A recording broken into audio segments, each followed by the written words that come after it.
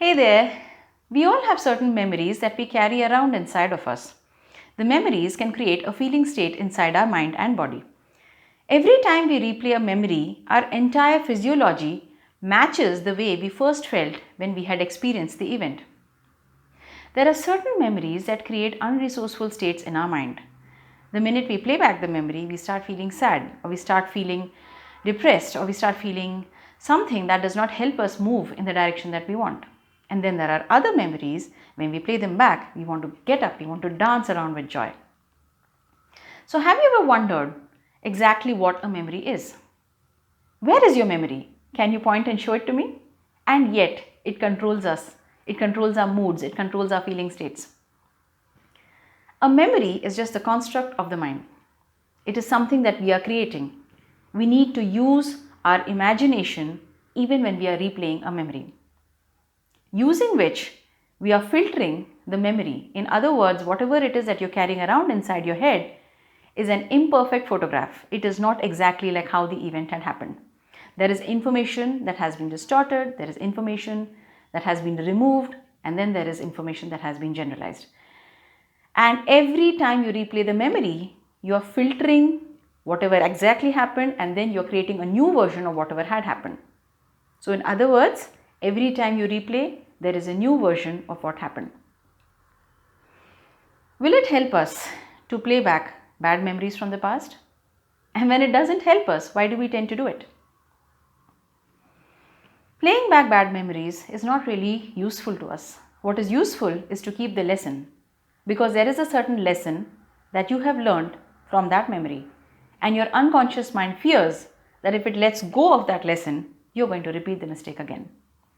So it is useful for us to let go of the bad memory, but keep the lesson that we learned through it.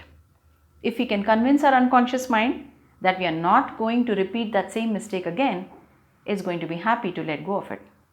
Because even a bad memory that is being kept inside your mind has a particular reason, there's a particular purpose. You're keeping it because it serves you in some way. Otherwise, you would have let it go. The unconscious mind holds on to these memories in an attempt to protect you, because your unconscious mind is very protective of you. How do we let go of these bad memories? How do we just say that it didn't happen when it did? Bad memories are also useful to us because they help us learn something and move ahead. If I burn my hand in fire, it helps me to remember what happened rather than just to let it go like that. But playing it over and over again in my head does not help. If there's a particular movie that you don't enjoy watching, you put it on into the player and then you watch it and say, oh, this movie is bad, I don't enjoy it one bit. And then you take out the cassette player, and next day again you play the same cassette and then you say, yeah, it's still bad. In fact, it feels worse. And third day you come back and again you pick up the same movie and you say, you know what, I hate this movie, but I'm just going to see it one more time. And again it goes back into the player. This is pretty much what we do with our bad memories. We hold them close to us and we play it again and again and again without realizing that every time the entire physiology gets into a match state. It matches how you felt when the event exactly happened. Long ago, it could be even 20 years ago, 30 years ago, that doesn't matter. So instead of playing the memory, if we can hold on to the lesson, keep the message close to ourselves and let go of the rest, the lesson is useful. And in this sense, even the bad memory is useful.